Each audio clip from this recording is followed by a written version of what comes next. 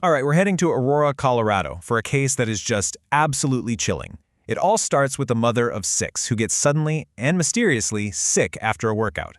But it ends with the shocking discovery that her seemingly perfect life was actually hiding a deadly and deeply twisted secret. So, let's dive right into it. And we have to start with this quote. I mean, just listen to it. This is what her husband, Dr. Jim Craig, said while Angela was literally dying in the hospital. He called the whole thing a fun puzzle. It's a statement that's so cold, so detached, and it really just sets the stage for the absolute darkness that's about to unfold. You know, from the outside looking in, Jim and Angela Craig seemed to have it all. They'd been married for 20 years, they had 6 kids, a booming dental practice, the whole 9 yards. But one morning in March of 2023, that perfect picture started to crack, right after Angela came home from the gym feeling off. And you can see just how terrifyingly fast this all happened. We're talking 12 days. In just 12 days, Angela goes from feeling a little dizzy to being declared brain dead. And the whole time, the doctors are completely stumped. They're running every test imaginable, but they just can't figure out what's causing her body to shut down like this. So as Angela is literally in the hospital fighting for her life, Jim's behavior starts getting, well, really, really weird. To some people, he might have looked like a caring husband, but to those who knew him best, we're talking his own staff and Angela's family, his actions were setting off some major alarm bells. And this is where it gets so wild. Look at the 2 columns. On one side, sure, he's driving her to the hospital. He's playing the part. But on the other side, wow, the red flags are just flying. Angela herself texts him, "I feel drugged," which is terrifying, especially since he'd admitted to drugging her once before. He's joking with a friend that she might crash and die. And maybe the biggest red flag of all, he tells her sister that if Angela dies, there will be no autopsy. Period. The whole case really turned on a dime because of one employee's gut feeling. A single moment of suspicion at Jim's dental office was about to blow this whole medical mystery wide open and turn it into a murder investigation. So picture this, it's March 13th, Angela is still clinging to life, and a personal package for Jim arrives at the office. Now, he'd left very specific instructions. Just put it on my desk, and whatever you do, do not open it.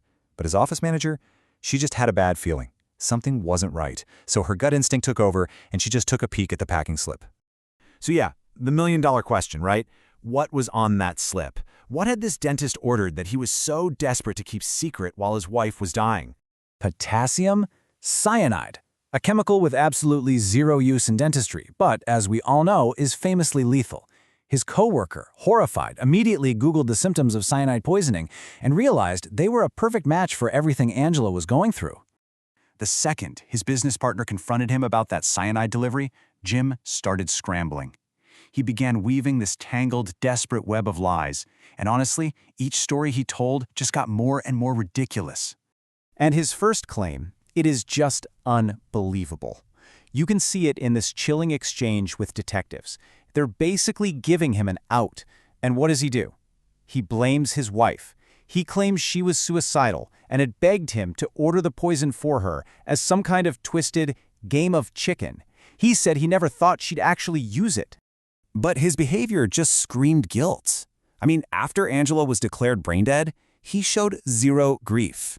Instead, he's telling her family these funny stories about his son wanting to watch Sharknado now that mom's gone, or joking about doing the laundry wrong just to stick it to her. It was this complete, chilling disconnect from reality, just pure narcissism. And you'd think, okay, he's in jail, it's over. But no, his schemes just got more and more insane.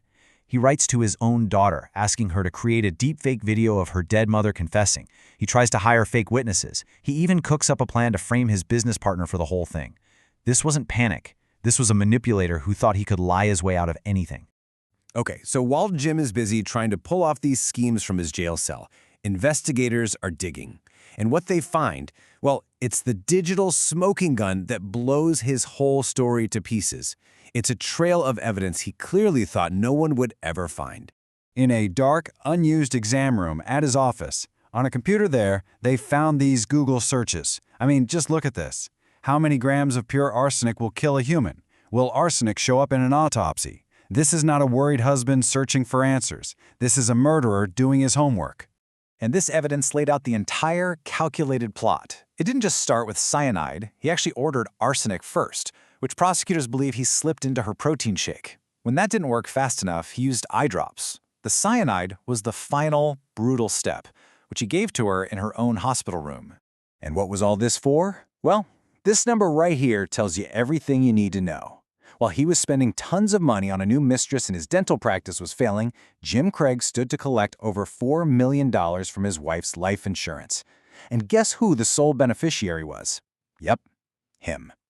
So when you put it all together, the Google searches, the poison orders, the money, the jailhouse schemes, the jury didn't buy any of his stories for a second. They found him guilty on every single charge. He was sentenced to life in prison with absolutely no chance of parole. But in the end, this story isn't really about the killer and his web of lies. It's about the vibrant life that he stole.